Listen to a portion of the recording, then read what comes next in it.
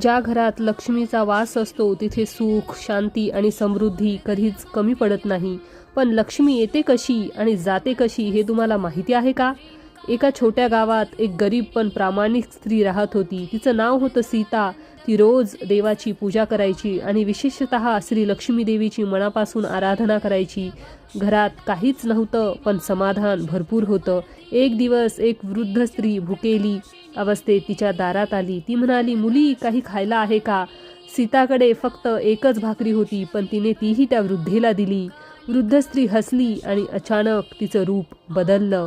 ती होती स्वतः महालक्ष्मी देवी. लक्ष्मी म्हणाली, तुझ्या मनातील दया आणि श्रद्धेमुळे मी खूप प्रसन्न झाले आहे. आजपासून तुझ्या घरात कधीही पैशाची कमी भासणार नाही.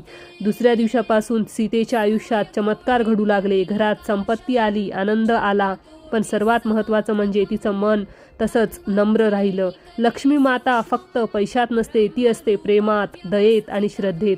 ज्या घरात चांगुलपणा असतो तिथे लक्ष्मी आपोआप येते. जर तुम्हालाही लक्ष्मीचा आशीर्वाद हवा असेल तर जय लक्ष्मी माता कमेंट करा. तुमच्या आवडत्या या भक्तिमय चॅनलला नक्की सबस्क्राईब करा आणि या व्हिडिओला शेअर करा एका भक्ताला.